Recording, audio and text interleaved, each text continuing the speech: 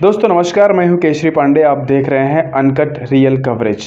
दोस्तों ये जो मैडम आपके फ़ोटो में दिख रही हैं, इनके बारे में जो घटना मैं आपको बताने जा रहा हूं, उसको सुनने के बाद शायद आपको इनकी मानसिकता पे थोड़ा सा डाउट हो कि किस तरीके से सोच है और क्या कर बैठी 47 साल की उम्र में। जी हाँ दोस्तों, आपने सही सुना, इनकी उम्र इस समय 47 साल है।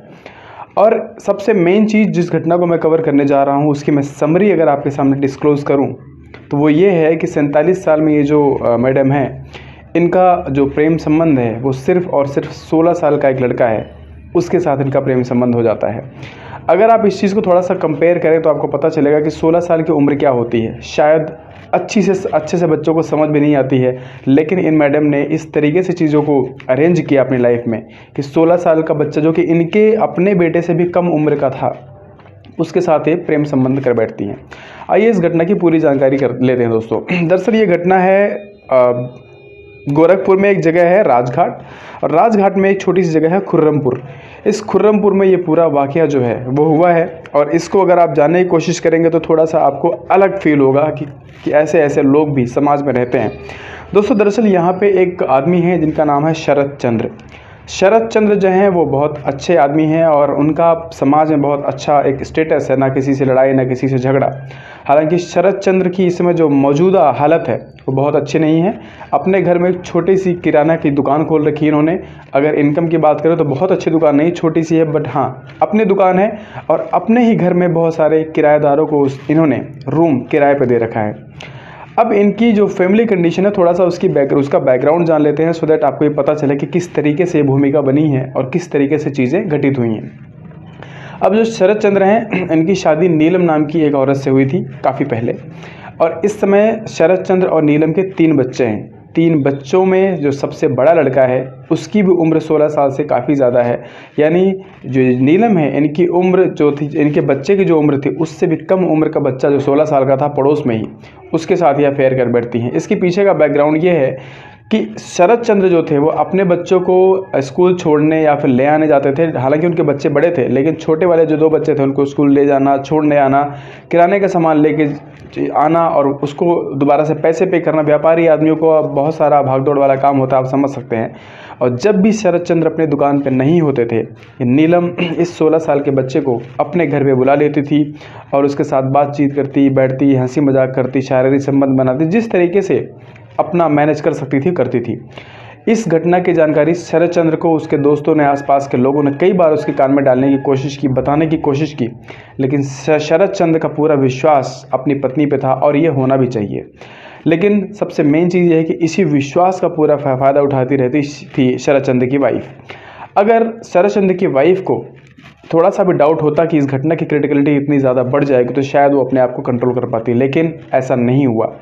एक दिन क्या होता है कि शरद चंद्र कहीं बाहर गया हुआ था और दुकान पे उसकी वाइफ बैठी हुई थी।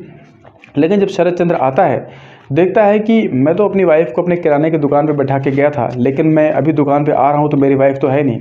शरद चंद्र को 1 सेकंड भी नहीं लगा चीज़ों को समझने में। वो समझ गया कि जो मेरे आसपास के मोहल्ले पड़ोस के दोस्त लोग मुझे इशारा करते हैं वो यही चीज़ है। शरद चंद्र अपने दुकान से होता हुआ अपने घर में जाता है छोटे से गेट से, और देखता है कि उसकी वाइफ गेट को ऐसे लगा के बिना कुंडी के बंद करके अंदर अपने 16 साल के प्रेमी के साथ ऐसी अवस्था में थी जो बिल्कुल नहीं होना चाहिए, जिसकी इजाज़त आमतौर पे हम लोग एक्सेप्ट नहीं करते हैं, जो चीज़ें हम लोगों के लिए सहज नहीं होती हैं। शरद चंद्र को देखते ही दोनों अपने कपड़े सही करने लगते हैं। हालांकि शरद चंद्र सबसे पहले उस प्रेमी के ऊपर टूट पड़ता है, जो कि उसके छोटे से बच्चे से भी कम उम्र का था।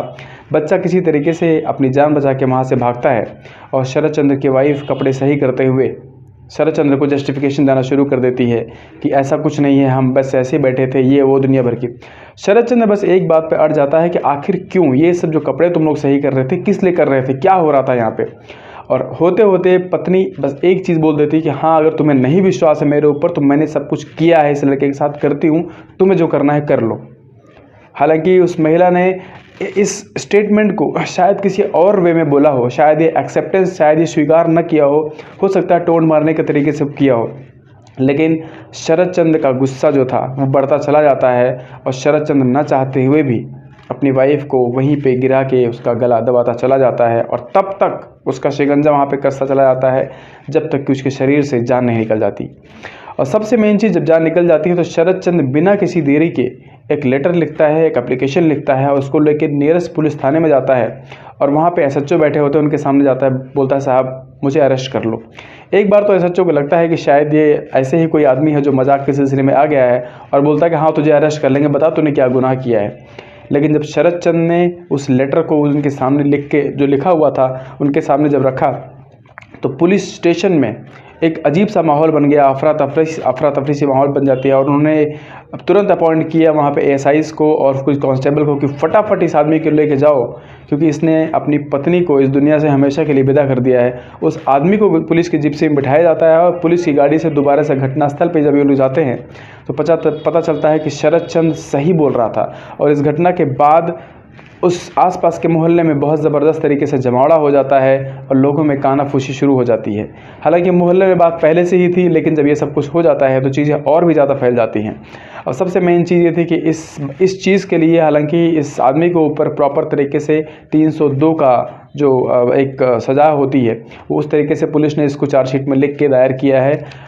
कोर्ट में हियरिंग अभी नहीं हुई है, लेकिन कोर्ट में हियरिंग होने के बाद शायद इस पर डिसीजन आ पाए कि किस तरीके की कितने साल की सज़ा सुनाई जाती है। लेकिन एक लर्निंग हमें ज़रूर मिल जाती है, चाहे कोई औरत हो चाहे कोई आदमी हो, हमें एक दूसरे के साथ, पति पत्नी को एक दूसरे के साथ फ़िलहाल हमेशा वफ़ादारी बरतनी चाहिए, क्योंकि बिना वफ़ादारी के पति पत्नी का रिश्ता ना कभी सक्सेसफुल था, ना है और ना कभी रहेगा। इससे दोस्तों अपना ख्याल रखिएगा, अपनों का ख्याल रखिएगा। मिलते हैं एक और नई वीडियो में, तब तक के लिए जय हिंद, वंदे मातरम।